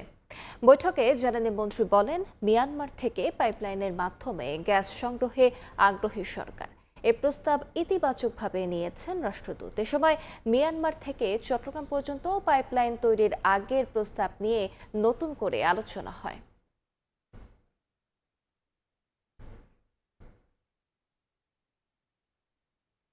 কক্সবাজারকে আঞ্চলিক পর্যটন হাবে পরিণত করতে সরকার কাজ করছে বলে জানিয়েছেন বেসামরিক বিমান পরিবহন ও পর্যটন মন্ত্রী আফরোজা খানম।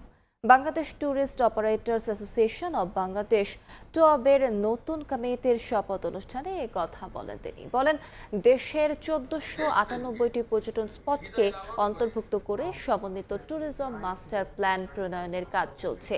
ট্যুর অপারেটরদের সঙ্গে ট্যুরিজম বোর্ডের ঘাটতি কমানোরও আশ্বাস দেন। একই সঙ্গে পর্যটকদের বিদেশে না গিয়ে দেশের পর্যটন স্পটে ভ্রমণের আহ্বান জানান তিনি। দায়িত্ব নেওয়ার পর প্রত্যেকটা জায়গায় যাচ্ছি, প্রত্যেকটা সেক্টরে যাচ্ছি, খুবই খারাপ অবস্থা। সব থেকে যেটা দেখেছি যে ট্যুরিজম সেক্টরটা আর পর্যটন, এই দুইটা জিনিসের খুবই অভাব এবং সেখানে কোনো কিছু নাই, নিয়ম নীতি নাই, কিছুই নাই। এখন আমাদের এখন দায়িত্ব এসেছে, আমি আপনাদের কাছ থেকে সহযোগিতা চাই যে আমরা যেন সবাই মিলে এই ট্যুরিজমটাকে একটা ভালো অবস্থায় নিতে পারি। সমাজের প্রান্তিক জনগোষ্ঠীর কর্মসংস্থানের মাধ্যমে দারিদ্র্য দূরীকরণ শীর্ষক প্রকল্পের উদ্বোধন করেছে ইউসেফ বাংলাদেশ। সমাজসেবা অধিদপ্তর এবং ইউসেফ বাংলাদেশের যৌথ উদ্যোগে এই প্রকল্পের উদ্বোধনী অনুষ্ঠানে উপস্থিত ছিলেন সমাজ কল্যাণ মন্ত্রী ডক্টর AZM জাহিদ হোসেন।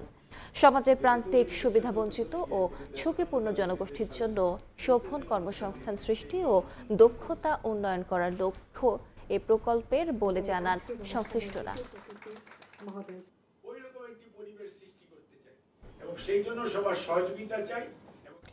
জলবায়ু পরিবর্তন ও পরিবেশের ভারসাম্য রক্ষায় বৃক্ষরোপণ কর্মসূচি পালন করেছে বাংলাদেশ চিনি ও খাদ্য শিল্প কর্পোরেশন BSFIC ও জিয়া পরিষদ। BSFICর সদর দপ্তরে এই কর্মসূচি অনুষ্ঠিত হয়। এ সময় আগামী 5 বছরে সারা দেশে 25 কোটি বৃক্ষরোপণের মহাপরিকল্পনার অংশ হিসেবে বৃক্ষরোপণ করা হয়। এরই মধ্যে চিনি শিল্পের আওতাধীন উত্তরবঙ্গের 16টি জেলায় এই কার্যক্রম শুরু হয়েছে বলে জানানো হয়। পর্যায়ক্রমে প্রতিটি মিল এলাকাতেও বৃক্ষরোপণ কার্যক্রম অব্যাহত থাকবে। বৃক্ষরোপণ শেষে BSFICর সম্মেলন কক্ষে দোয়া মাহফিল ও আলোচনা সভা অনুষ্ঠিত হয়। এতে সভাপতিত্ব করেন BSFICর চেয়ারম্যান মোহাম্মদ শামসুজ্জামান। সভায় জিয়া পরিষদের নেতাবৃন্দরা, BSFICর কর্মকর্তা ও কর্মচারীরা উপস্থিত ছিলেন। সিংহের ফুলবাড়িয়ায় নিখোঁজের 10 দিন পর পরিত্যক্ত পুকুরে মিলল কাস্টমসের নিরাপত্তা কর্মী রাকিব রায়হানের খণ্ডিত মরদেহ। 3টি ট্রাভেল ব্যাগ ও একটি বিছানার চাদরে মোড়ানো অবস্থায় মরদেহের 15 টুকরা উদ্ধার করা হয়। এদিকে নড়াইলের লোহাগড়ায় পারিবারিক বিরোধের জেরে সুরাইয়া খানম জোনাকি নামের এক গৃহবধূকে হাতুড়ি দিয়ে পেটে হত্যার অভিযোগ উঠেছে তারই স্বামীর বিরুদ্ধে। পরিত্যক্ত পুকুরে ভেসে ওঠা ট্রাভেল ব্যাগকে ঘিরে তৈরি হয় কৌতূহল। তল্লাশি চালিয়ে একে একে তোলা 3 ব্যাগ খুলতেই বেরিয়ে আসে মরদেহের 15 খণ্ড। দেহের খণ্ডাংশ ছিল একটি বিছানার চাদরে মোড়ানো অবস্থায়ও। নৃশংস এমন ঘটনা ময়মনসিংহের ফুলবাড়িয়ায় রোববার বিকেলে উপজেলার সৈয়দপুর উত্তরপাড়া গ্রামে বাড়ির পাশে পরিত্যক্ত পুকুরে মেলে 10 দিন ধরে নিখোঁজ যুবক রাকিব রায়হান তালুকদারের খণ্ডিত মরদেহ। স্বজনরা জানান, গত 24 জুলাই কর্মস্থলে যোগ দিতে ঢাকার উদ্দেশ্যে বাড়ি থেকে বের হন রাকিব। তবে কর্মস্থলে যোগ না দেয়া এবং মুঠোফোন বন্ধ থাকায় উদ্বিগ্ন হয়ে পড়েন স্বজনরা। বিভিন্ন স্থানে খোঁজাখুঁজি করে না পেয়ে 27 জুলাই ফুলবাড়িয়া থানায় সাধারণ ডায়েরি করেন রায়হানের বড় ভাই নুরুল ইসলাম। রাজু এবং তার একজন বন্ধু আছে, ওরা দুজন সবসময় যে লোকটা মারা গেছে ওর সাথেই থাকতো। আমরা দানা করতে সেই সঙ্গে ছিল সেই মাসে। পুলিশ বলছে জড়িত শনাক্তে চলছে তদন্ত। স্রোত হাল করেছি এবং এর সাথে আনুষঙ্গিক যে সমস্ত যে তথ্য উপাত্ত যেগুলো আছে আমরা এগুলো কাজ করছি। আশা করি খুব দ্রুত আমরা ঘটনা উদ্ঘাটন করতে পারবো ইনশাআল্লাহ। এদিকে নড়াইলের লোহাগড়ায় পারিবারিক বিরোধের জেরে সোরাইয়া খানম জোনাকি নামের এক গৃহবধূকে হাতুড়ি দিয়ে পিটিয়ে হত্যার অভিযোগ উঠেছে তারই স্বামীর বিরুদ্ধে। রোববার বিকেলে ঢাকা মেডিকেলে চিকিৎসাধীন অবস্থায় ওই গৃহবধূর মৃত্যু হয়। ওবায়দুল হক, সময় সংবাদ। ডিভোর্সের পর আবারও বিয়ে করে শিপন ফারজানা দম্পতি, কিন্তু দ্বিতীয়বার বিয়ের পরও পিছু ছাড়েনি কলহ। শনিবার রাজধানীর কলাবাগানে স্বামীর নৃশংসতায় ঝরল স্ত্রী ও শাশুড়ির প্রাণ। ছুরিকাঘাতে হত্যার পর থানায় আত্মসমর্পণ করেছেন অভিযুক্ত। শরীয়তপুরের ফারজানার সঙ্গে প্রেম করে বিয়ে করেন মাদারীপুরের শিপন, কিন্তু বনিবনা না হয় একবার ডিভোর্স হয় তাদের। পরে ফারজানার পরিবারকে বুঝিয়ে নানা প্রতিশ্রুতি দিয়ে আবারও বিয়ে করেন শিপন। দ্বিতীয়বার বিয়ের পর আগের মতোই কলহ লেগে থাকতো তাদের সংসারে। শনিবার গ্রাম থেকে ফিরে রাজধানীর কলাবাগানে স্ত্রীকে নিয়ে শ্বশুরবাড়িতে উঠে শিপন। রাতেই তাদের মধ্যে বাধে বাকবিতণ্ডতা। শাশুড়ি ফিরোজা বেগম বাধা দিতে গেলে শিপন স্ত্রী ও শাশুড়িকে ছুরিকাঘাত করে। এতে ঘটনাস্থলে স্ত্রী ও ঢাকা মেডিকেলে চিকিৎসাধীন অবস্থায় শাশুড়ি মারা যান। স্বামী স্ত্রীর ভিতরে কিছু হইব জন্যই যে বউরে মারিয়া লাইব, শাশুড়ির মারিয়া লাইব, এটা কোনো কথা? বিচার না হইলে এই দিন দিন এরকম দুর্ঘটনা ঘটতেই থাকবো, তাহলে আমরা ওর বিচার চাই। হত্যাকাণ্ড ঘটিয়ে শিপন নিজেই তার 1 বছরের শিশু সন্তানকে নিয়ে থানায় গিয়ে আত্মসমর্পণ করে। ভুক্তভোগী পরিবারের দাবি, শিপন মাদকাসক্ত। আগেও টাকার জন্য স্ত্রী ফারজানাকে মারধর করেছে সে। আমার স্বাস্থ্য বাইরে ফোন দিয়েছে, তাড়াতাড়ি তুই বাসা যা, তোর বউরে আর মায়ের মনে মারলে লাইতেছে। আমি রিক্সালের দোকান আসি, আইসা থেকে মেয়ের ডেট এমনি দিছে, বউ একটু কোনো রকম দম সারতেছে, আমি এই লয়ে আমি ঢাকা মেডিকেল গেছি। পুলিশের ধারণা পারিবারিক কলহের জেরেই হত্যাকাণ্ডের ঘটনা ঘটেছে। তদন্ত করে ব্যবস্থা নেওয়া হবে বলে জানিয়েছে পুলিশ। পারিবারিক কলহ নিয়ে গন্ডগোল লাগে। স্বামী খুবই রাগান্বিত হয়ে তার স্ত্রীকে প্রথমে ওই তরকারি কাটা চাকু দিয়ে স্টেপ করার পরে তার স্ত্রী ঘটনাস্থলেই মারা যায়। আর তারপরে শাশুড়িকে স্টেপ করে। আমরা কাজ করছি এটা নিয়ে, আমরা আরও তথ্য সংগ্রহ করার চেষ্টা করছি। হত্যাকাণ্ডের ঘটনায় অভিযুক্তের সর্বোচ্চ বিচারের দাবি স্বজনদের। শফিকুজ্জামান রুবেল, সময় সংবাদ, ঢাকা। খুলনা নগরীর লবণচূড়া এলাকায় অভিযান চালিয়ে 2টি বিদেশি পিস্তল, গুলি, ম্যাগাজিন ও নগদ অর্থ সহ বি কোম্পানি নামে পরিচিত একটি সন্ত্রাসী গ্রুপের 3 সদস্যকে গ্রেফতার করেছে র্যাব 6। রোববার বিকেলে রায়পাড়া এলাকায় অভিযান চালিয়ে তাদের গ্রেফতার করা হয়। র্যাব জানায়, গ্রেফতার ব্যক্তিরা খুলনার শীর্ষ সন্ত্রাসী গ্রুপ বি কোম্পানির সক্রিয় সদস্য। তাদের বিরুদ্ধে খুলনা মহানগর পুলিশ, পিরোজপুর ও বরগুনা সহ বিভিন্ন এলাকায় হত্যাচেষ্টা, মাদক এবং চুরির একাধিক মামলা রয়েছে। এই ঘটনায় অস্ত্র আইনে লবণচোরার মামলা দায়েরের কথা রয়েছে। উদ্ধার হওয়া আলামত সহ লবণচোরা থানায় তাদের হস্তান্তর করা হয়েছে। ভোরের সময় এ ছিল আমার কাছে। পরবর্তী সংবাদগুলো জানাতে যুক্ত হবেন কাজল আব্দুল্লাহ। ধন্যবাদ।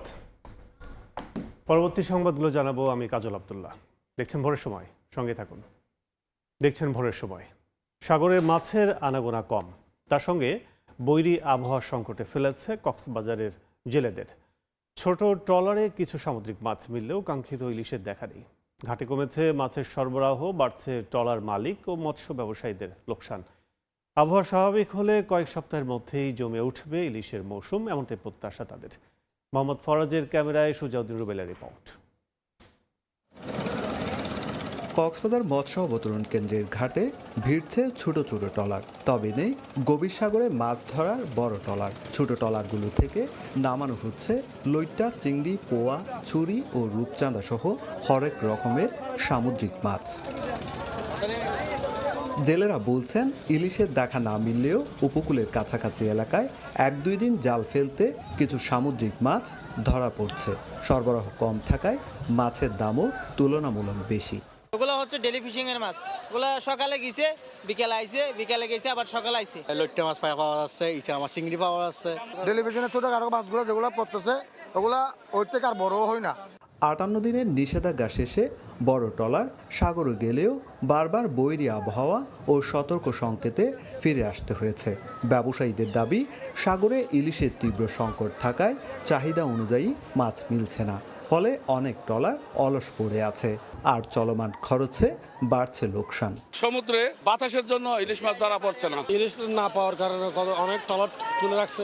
ইলিশটা একদম পাওয়া যাচ্ছে না। অন্য যে মাছ পাওয়া যাচ্ছে, মাছ দিয়ে একটা ট্রলারের যে পরিমাণ খরচ হয়, এই পরিমাণ খরচটা আমরা বোট মালিকরা এটা পোষানো অসম্ভব হয়ে পড়ছে। ট্রলার মালিক ও ব্যবসায়ীদের আশা, বৈরী আবহাওয়া কেটে গেলে আগামী 2 থেকে 3 সপ্তাহের মধ্যে ইলিশের প্রকৃত মৌসুম শুরু হবে। বৈরী আবহাওয়ার কারণে ট্রলার স্থায়ীভাবে জাল ফেলতে পারছে না, বিদায় ইলিশের এই মৌসুমে ইলিশ এখনো শূন্য।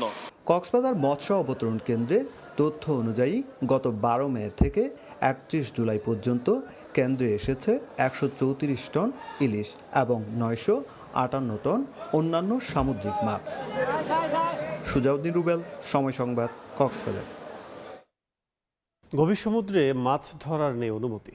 ফিটনেস না থাকলেও বছরের পর বছর শত শত ট্রলার ছুটে যাচ্ছে বঙ্গোপসাগরে। অধিকাংশ ট্রলারে নেই লাইফ জ্যাকেট, লাইফ বয় কিংবা জরুরি যোগাযোগ ব্যবস্থা।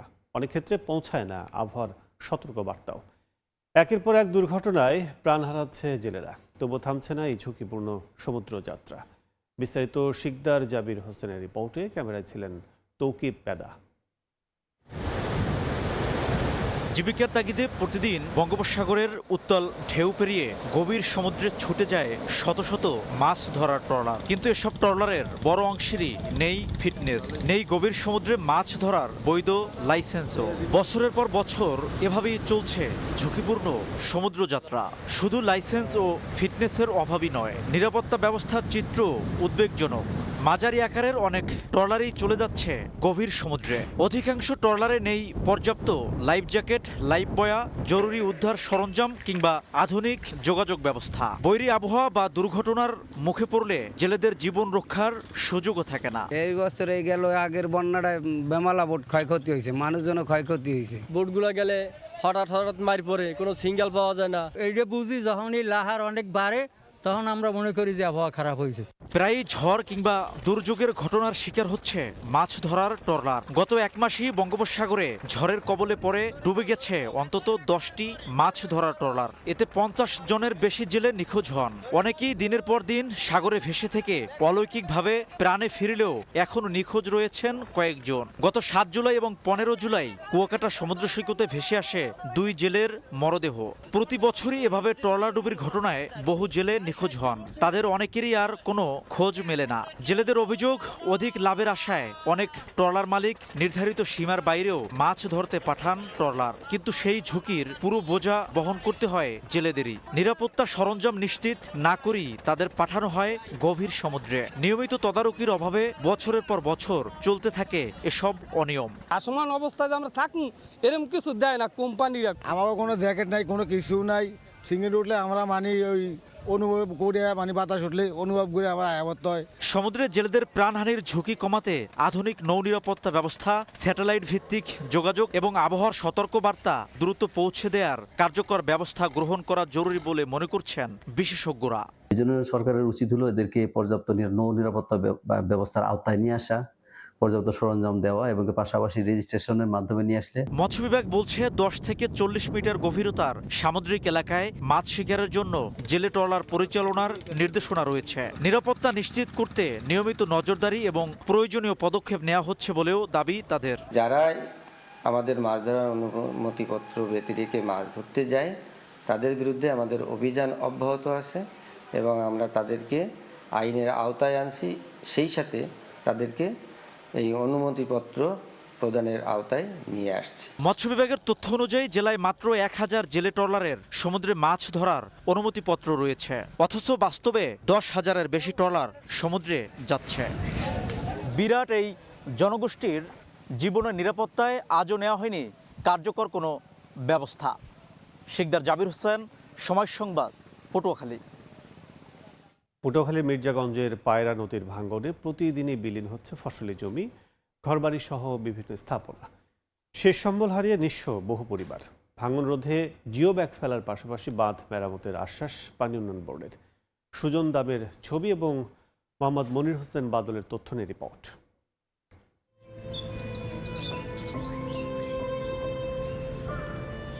একে একে নদী গ্রাস করেছে বসতভিটা। শেষ এক টুকরো ফসলি জমি ছিল, সেটিও হারিয়ে নিঃস্ব 80 বছরের বৃদ্ধ হাবিবুর রহমান খান। 3 কিলোর মধ্যে 2 কিলো জায়গার বাড়িঘর ছিল, স্কুল ছিল, মাদ্রাসা ছিল, কবরস্থান ছিল, সবকিছুই নদীতে। ভাঙনের তীব্রতায় বিলীন হয়ে গেছে পটুয়াখালীর মির্জাগঞ্জের পিঁপড়াখালী ও তার আশপাশের এলাকার 1/2 শতাধিক বসতভিটা ও ফসলি জমি। পাকা মসজিদটিও এখন ভাঙনের মুখে। রক্ষায় পানি উন্নয়ন বোর্ড জিও ব্যাগ ফেললেও ভাঙনের তীব্রতায় কাজে আসছে না। ভাঙনের মুখে পড়েছে উপজেলার কাকডাবনিয়া লঞ্চঘাট এলাকাও। ঘরবাড়ি, ফসলের ক্ষেত ও গাছপালা হারিয়ে নিঃস্ব গ্রামগুলোর শত শত পরিবার। মানুষ এতটা অসহায়, প্রতিটা ফ্যামিলি 7 বার 5 বার প্রত্যেকটা ফ্যামিলি আমরা নদী গর্ভে বিলীন। মসজিদের মাঝখান দিয়েও ওটা ফাট নিছে, তো যে কোনো মুহূর্তটা পড়ে যাইতে পারে। প্রায় 1 লক্ষ ব্যাগের প্রয়োজন আমাদের, তাইলে আমরা আমাদের যে 500 ফ্যামিলি, অনেক ফ্যামিলি অসহায় হয়ে গেছে। এখন আমাদের দরকার টিউ ব্যাগ, ওই যে লাম্বাগুলো যেগুলো ডাম্পিং করার জন্য, ভালোভাবে এখানে নামাজ পড়তে পারি এবং গ্রামটা যাতে সুরক্ষিত থাকতে পারে, এজন্য সরকার কাছে বিনীত আবেদন। 3-4 বার আমার বাড়ির ঘর ভাঙতে হয়েছে, ভেঙে উঠেছি, এখন আর যাওয়ার কোনো জায়গা নাই। 40 থেকে 45টা দোকান তাও আজকে চলে গেছে। প্রতিবার যেখানে ভাঙে সেইখানে একটু একটু জিও ব্যাগ ফেলায়, কোনো কাজই হয় না। জায়গা জমি যা আছে তাও যায়, এখন আমাকে পিঁপড়াখালী বাজারই নেই। সরকারের যদি দৃষ্টি নজর থাকে তাই বুঝতে পারে। ভাঙন রোধে জিও ব্যাগ ফেলার পাশাপাশি বাঁধগুলো মেরামতে কাজ শুরুর আশ্বাস পানি উন্নয়ন বোর্ডের। জরুরি আপৎকালীন কাজ গ্রহণ করা হয়েছে এবং মাঠ পর্যায়ে কাজ চলমান রয়েছে। স্থায়ী কাজ বাস্তবায়নের জন্য ইতিমধ্যে একটি সমীক্ষা প্রকল্প চলমান রয়েছে। সমীক্ষা প্রকল্পের সুপারিশের আলোকে প্রকল্প প্রণয়ন করা হবে। প্রকল্প অনুমোদন হলে যখন নদীটি সংস্কার কাজ বাস্তবায়ন করা সম্ভব হবে, তখন উক্ত এলাকার নদী ভাঙন বন্ধ হবে। পটুয়াখালীতে মোট 1300 কিলোমিটার বেড়ি বাঁধের মধ্যে আংশিক ক্ষতিগ্রস্ত 22 কিলোমিটার এবং পুরোপুরি ক্ষতিগ্রস্ত 6 কিলোমিটার। সময় সংবাদ, পটুয়াখালী। নীলফামারীতে হরিডালা নদীতে নির্মিত একটি স্লুইস গেট ধসে পড়ে একটি বসতবাড়ি নদী গর্ভে বিলীন হয়েছে। একই সঙ্গে পানি নিয়ন্ত্রণ ব্যবস্থা ভেঙে পড়ায় বেশ কিছু কৃষি জমি অনাবাদী হয়ে পড়ার আশঙ্কা দেখা দিয়েছে। এতে ভোগান্তিতে পড়েছেন প্রায় 50টি পরিবারের মানুষ। রোববার দুপুরে ডোমার উপজেলার জোড়াবাড়ি ইউনিয়নে পূর্ব হলহলিয়া গ্রামে এই ঘটনা ঘটে। ঘটনাস্থল পরিদর্শন শেষে প্রাথমিকভাবে ধারণা করা হচ্ছে ইঁদুরের গর্ত দিয়ে পানি প্রবেশের কারণে ভাঙনের সূচনা হয়েছে। যত দ্রুত সম্ভব নতুন সেতু নির্মাণের পরিকল্পনা নেওয়া হবে বলে জানান ডোমার উপজেলা এলজিডি নির্বাহী প্রকৌশলী।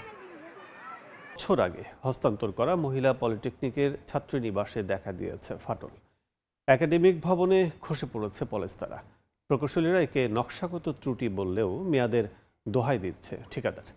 অনিয়মের অভিযোগে ঠিকাদারের জামানত আটকে দেওয়া হয়েছে বলে জানিয়েছেন নির্বাহী প্রকৌশলী। সুজয় দাসের তোলা ছবিতে বিস্তারিত মেহেদি হাসান বাপ্পির প্রতিবেদনে।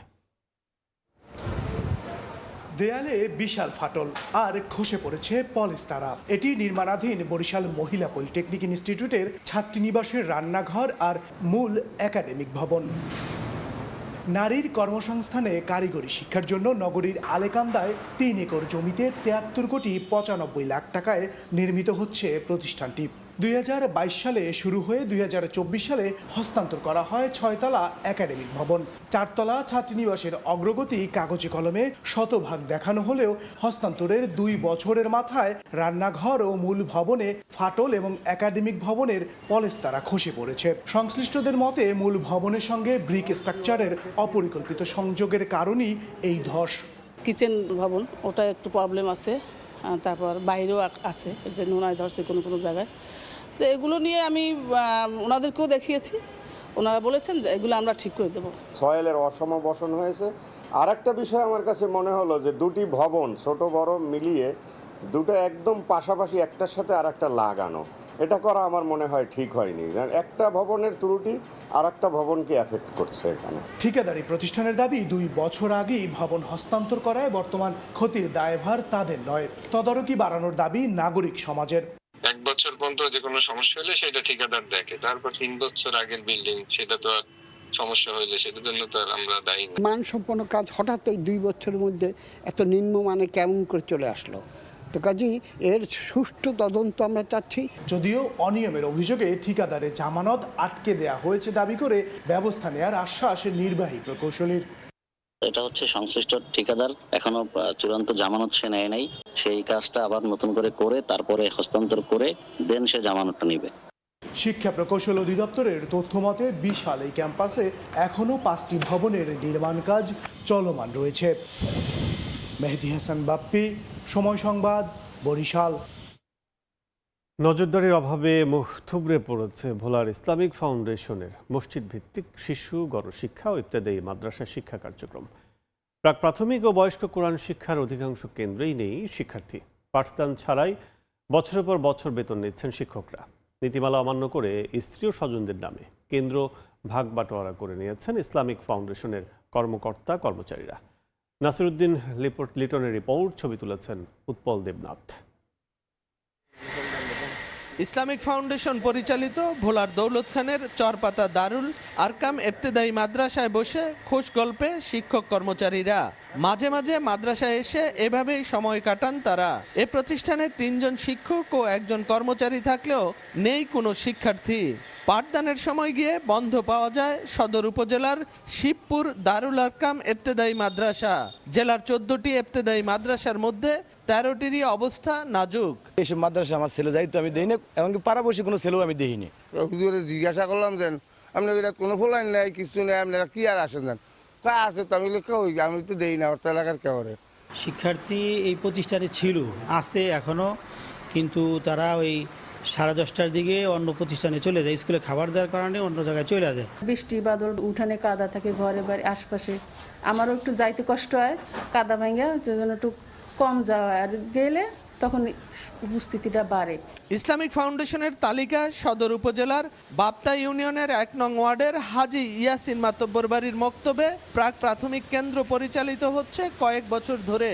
সরেজমিনে ওই বাড়িতে কোনো কেন্দ্র নেই, এমনকি ওই বাড়ির বাসিন্দারাও জানেন না প্রতিষ্ঠান সম্পর্কে।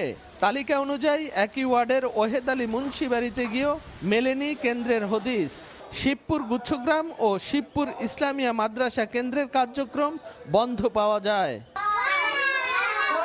অভিযোগ রয়েছে ইসলামিক ফাউন্ডেশনের কর্মকর্তা কর্মচারীদের স্ত্রী ও স্বজনদের নামে রয়েছে অর্ধশতাধিক প্রতিষ্ঠান। সদর উপজেলার মডেল মসজিদের কেয়ারটেকার শেখ ফরিদ ও শিবপুর ইউনিয়নের সাধারণ কেয়ারটেকার মোহাম্মদ ইব্রাহিমের স্ত্রীর নামে কেন্দ্রের কার্যক্রম না চললেও বেতন ভাতা নিচ্ছেন নিয়মিত।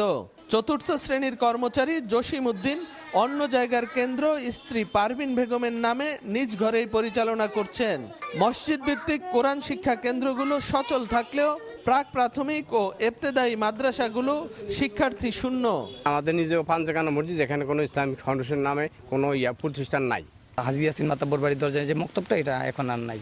বাসার ভিতরে হইচই নাই, খালি ঘরও বড় নিরিবিরি, তাহলে আমি বাসার ভিতরে একটু ভরাইতে চাই। এখন পরে আমার সমস্যার সমাধান হলে মানে জোর করছে সারা ঘরটার জন্য, আমি বলছি যে আমি একটু সমস্যা আছি, তারপরে আমি ঘর তুলে নিব।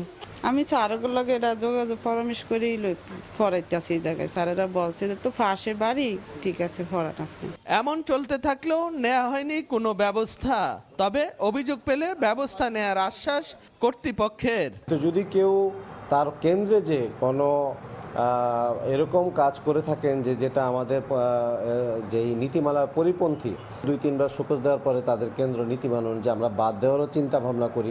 নৈতিকতা ও ধর্মীয় মূল্যবোধ উন্নয়নে শিশু ও গণশিক্ষা প্রকল্পের 1151 শিক্ষককে সম্মানী বাবদ বার্ষিক প্রায় 8,28 লাখ ও ইবতেদায়ী মাদ্রাসার শিক্ষকদের প্রায় 67 লাখ টাকা বেতন ভাতা দেয়া হয়। নাসির উদ্দিন লিটন, সময় সংবাদ, ভোলা। গঞ্জ উপজেলার ইছাপুর মাছ বাজার দূর দূরান্ত থেকে আসা ক্রেতারা ভিড় করছেন আড়তে। এ বিষয়ে আরও জানাতে যুক্ত হচ্ছেন সহকর্মী রাশেদুল ইসলাম, যাচ্ছি তার কাছে। এই মুহূর্তে দাঁড়িয়ে আছি আমি নারায়ণগঞ্জের রূপগঞ্জে ইছাপুরা বাজার, যেই বাজারটিতে 200 বছর আগ পুরানো এই বাজারটি। এই বাজারটিতে যে আমি যেটা দেখাতে চাচ্ছি, এই বাজারে আমি যেটা জানতে পেরেছি যে মাছের বাজারটি যেটি রয়েছে, এই বাজারে যে মাছগুলো রয়েছে সেটা হচ্ছে পাঙ্কাশ মাছ, তেলাপিয়া মাছ, তারপর হচ্ছে ব্রিগেড মাছ, সিলভার মাছ, জাপানি কার্ফু, বাইন মাছ, চাপিল মাছ, শিং মাছ, তারপর হচ্ছে যেটা ট্যাংরা মাছ, কই মাছ, বাটা মাছ। আর আমরা আরেকটা জিনিস আপনাকে জানিয়ে রাখি, সেটা হচ্ছে এই মাছটি যে মাছটা বাজারটি রয়েছে, এই বাজারটি ভোর 5টা থেকে প্রায় 1টা পর্যন্ত চলমান থাকে। আর এই মাছের যে বাজারটি আছে, এই বাজারের মাছগুলো যেখান থেকে আসে সেটা হচ্ছে এখানে নদী নালা রয়েছে এবং চাষের মাছ এখানে বিক্রি করে। আর এখানে যে ক্রেতা এবং বিক্রেতারা রয়েছে, এই বিক্রেতারা বলছেন যে আগে যে মাছগুলো আমরা বিক্রি করতাম তার চেয়ে এখন বর্তমান যে বাজারযাত্রী রয়েছে খুবই চড়া দামে বিক্রি হচ্ছে। আর ক্রেতা যারা রয়েছে, ক্রেতারা বলছেন যে আমরা আগে খুব সস্তা দামে ক্রয় করতে পারছি, কিন্তু এখন যে বর্তমানে যে মাছগুলো খুব চড়া রয়েছে। আর এখানে যে ইজারাদার রয়েছে, এই ইজারাদার বলছে যে এই প্রতি সপ্তাহে 2 দিন বাজার বসে, একটি সোমবার এবং শুক্রবার। তো এই প্রতিদিন এই বাজারে প্রায় 30 থেকে 40 লাখ টাকার মাছ বিক্রি হয়ে থাকে। আর এখানে যে বাজারটি রয়েছে, এই বাজারে যারা অবস্থান করছেন, এই বাজারে যারা নাকি অবস্থান করছেন, তাদের কাছে আমরা যেটা জানতে পেরেছি যে এই বাজারটিতে প্রায় আমরা যখন বাজার করতে আসি, যে আগের তুলনায় এখন বর্তমানে যে বাজারে যে এই খরা রয়েছে, এই বাজারতে আমরা বেশি দামে আমাদের মাছ ক্রয় করতে হচ্ছে। আর এই বাজারটি আমি আরেকটা জিনিস জানিয়ে রাখি যে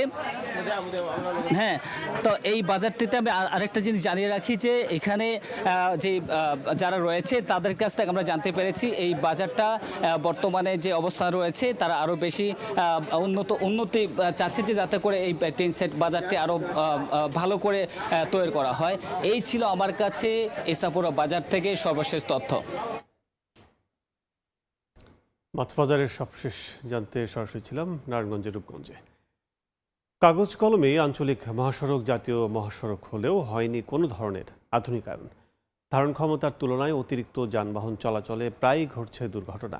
সড়ক বিভাগ বলছে মহাসড়কগুলো 4 লেন করতে ভূমি অধিগ্রহণে দ্রুত কাজ শুরু হবে।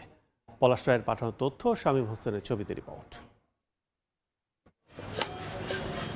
আঞ্চলিক মহাসড়ক থেকে কাগজে কলমে জাতীয় মহাসড়কে উন্নীত হলেও অবকাঠামোগত কোনো পরিবর্তন হয়নি ঝালকাঠির গুরুত্বপূর্ণ 100 কিলোমিটার সড়কের। প্রায় ঘটছে দুর্ঘটনা। গত 30 জুলাই রাতে ঝালকাঠির রাজাপুর ভান্ডারিয়া সড়কের সমবায় এলাকায় যাত্রীবাহী বাস ও সিএনজি চালিত অটোরিকশার মুখোমুখি সংঘর্ষে স্কুল শিক্ষক সহ 2 জন নিহত হন। একই মাসের 5 তারিখে ঝালকাঠি বরিশাল সড়কের রায়পুরে বাস খাদে পড়ে সুপারভাইজার মনির হোসেন মারা যান। 30 জুন বাসন্ডা এলাকায় মোহাম্মদ রাফি নামে 7ম শ্রেণীর শিশু বাস চাপায় মারা যায়। পদ্মা সেতু চালু হওয়ার পর ঝালকাঠি থেকে দক্ষিণ এবং দক্ষিণ পশ্চিমাঞ্চলের খুলনা, বাগেরহাট, মোংলা, কুয়াকাটা, বরগুনা ও পটুয়াখালী সহ বিভিন্ন জেলার হাজার হাজার গাড়ি চলাচল করছে প্রতিদিন, কিন্তু সড়কের প্রশস্ততা কম হওয়ায় 2টি গাড়ি ক্রসিং করার জায়গা থাকছে না। ফলে একের পর এক বাড়ছে দুর্ঘটনা। রাস্তা এতই সরু এবং আশেপাশে ভাঙাচুরা এবং পদ্মা সেতু হওয়ার পরে এই রকমের রাস্তা থাকা এটা সমীচীন না। আধা ঘন্টাও কেটে যায়। আর যাত্রীদের সাথে আমার ঝামেলা করা লাগে। তারপর রাস্তা হলো আগামাতা সিঙ্গেল রোড, অনেক কালভার্টের ব্রিজের গোড়াগুলো ভালো না। বর্ষা আসলে তো রাস্তা চলাফেরা যাইতেছে না। আমাদের বরিশাল উপকূল থেকে আপনার এই যে রায়পুর, জালকাড়ি পর্যন্ত বেশ কয়েকটা অ্যাক্সিডেন্ট হয়েছে। রাস্তার পাশের বর্ধিত যে জায়গাগুলো আছে সেগুলোও দেখা যায় অবৈধ দখল হয়ে যাচ্ছে, রাস্তা বাড়ানোরও কোনো নাম নেই। আমরা শুধু শুনতেছি এটা 4 লেন হবে হবে হবে হবে, আজ পর্যন্ত কোনো খোঁজখবর নেই। তবে সড়ক ও জনপথ বিভাগ বলছে এ সমস্যা সমাধানে 4 লেনের একটি প্রকল্প তৈরি করে অনুমোদনের জন্য কর্তৃপক্ষের কাছে পাঠানো হয়েছে। অনুমোদন পেলেই সড়ক প্রশস্তের কাজ দ্রুত করা হবে। সম্ভবতা যাচাই শেষে আমরা ভূমি অধিগ্রহণ প্রজেক্ট সমাপ্ত করব এবং এর পরবর্তীতে আমরা এটি 4 লেন সহ এবং বিভিন্ন বাঁক রয়েছে যা বাঁক সরলীকরণের মাধ্যমে সমাধান করা হবে। গত 3 মাসে ঝালকাঠি জেলার জাতীয় মহাসড়কের বিভিন্ন এলাকায় 10টি দুর্ঘটনায় 5 জনের প্রাণহানি হয়েছে। সময় সংবাদ, ঝালকাঠি। পুরোদমে এগিয়ে চলছে পিরোজপুরের কলাখালী সেতু নির্মাণ কাজ। জেলার 4টি উপজেলার মধ্যে সংযোগ স্থাপন করে যোগাযোগে আমূল পরিবর্তন ঘটাবে। কাজ শেষ হওয়ার অপেক্ষায় এলাকাবাসী। জিয়াউল হকের তথ্য ও তরিকুল ইসলাম অভির ছবিতে রিপোর্ট। দ্রুতগতিতে এগিয়ে চলছে সেতু নির্মাণের কাজ। সম্ভাবনার দ্বার খোলার অপেক্ষায় স্থানীয়রা। 2022 সালে পিরোজপুরে কালীগঙ্গা নদীর ওপর 100 কোটি টাকা ব্যয়ে 614 মিটার দীর্ঘ একটি সেতুর নির্মাণ কাজ শুরু করে ম্যাক্স ইনফ্রাস্ট্রাকচার লিমিটেড নামে একটি প্রতিষ্ঠান। সেতুটির এক তীরে নাজিরপুর ও সদর এবং অন্য তীরে নেসারাবাদ ও কাউখালী উপজেলা। সেতুটি চালু হলে 4 উপজেলার মানুষ স্বাচ্ছন্দ্যে চলাচল করতে পারবে। ব্রিজটা যদি আমাদের হয় তাহলে আমরা কলাখালীবাসী, কাউখালী প্লাস নেসারাবাদ যোগাযোগ কমিউনিকেশন ভালো হবে আর মানুষের দুর্ভোগ কমবে। সদরের সাথে আবার ওখানে যোগাযোগ ভালো হবে এবং ওখানে একটা স্বরূপকারী নেসারাবাদে একটা ব্যবসার কেন্দ্র। খেয়ার কারণে এই জরুরি কাজটা তাৎক্ষণিক করতে পারি না, আর এখানে যদি ব্রিজ থাকতো আমরা এই কাজটা তাৎক্ষণিকভাবে করতে পারতাম। দ্রুতই আমাদের ব্রিজটা নির্মাণ করা হয় তাহলে আমাদের এই দুইটা এলাকার মানুষের একটা ব্যবসায়িক সম্পর্ক খুব উন্নয়ন হয়। 55% যাবৎ প্রোগ্রেস অগ্রগতি হয়েছে। আশা করি টাইম শিডিউলের মধ্যেই শেষ হবে। ইতোমধ্যে সেতুর অ্যাপ্রোচ সড়ক নির্মাণ প্রায় শেষ। পাইলো স্প্যান বসানো শেষে এখন চলছে পিআরও গার্ডারের কাজ। ব্রিজটা বাস্তবায়িত হলে এই জনদুর্ভোগটা আর থাকবে না। 3টা উপজেলার লোকজন এক উপজেলা থেকে এক উপজেলায় খুব ইজিলি যাতায়াত করতে পারবে। তাছাড়া কৃষিপণ্য বাজারজাত করতে পারবে। পিরোজপুর জেলা শহর সহ সারা বাংলাদেশের জেলা শহরেই যাতায়াত করা সহজ হবে। 2026 সালের ডিসেম্বরে সেতু নির্মাণ কাজ শেষ হওয়ার কথা রয়েছে। সময় সংবাদ, পিরোজপুর। ঢাকার দোহারে 14 জন দুস্থ, অসহায় ও দরিদ্র নারীকে সেলাই মেশিন প্রদান করেছে ঢাকা জেলা প্রশাসন। রোববার দুপুরে জেলা প্রশাসক ফরিদা খানম তাদের হাতে সেলাই মেশিন তুলে দেন। এ সময় তিনি বলেন, শুধু সহায়তা নয়, আত্মকর্মসংস্থানের সুযোগ সৃষ্টি করে মানুষকে স্বাবলম্বী করাই সরকারের লক্ষ্য। তিনি আশা প্রকাশ করেন এই সেলাই মেশিন কাজে লাগিয়ে উপকারভোগীরা পরিবারের আর্থিক উন্নয়নে ভূমিকা রাখবেন। জেলা প্রশাসন জানায়, হ্যালো ডিসিতে আবেদন পাওয়ার পর উপজেলা প্রশাসন আবেদনকারীদের আর্থসামাজিক অবস্থা যাচাই বাছাই করে। পরে প্রকৃত উপকারভোগী হিসেবে 14 জন নারীকে নির্বাচন করা হয়।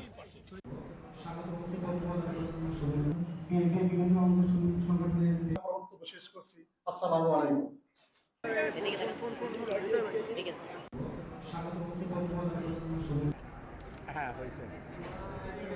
শেষ করছি।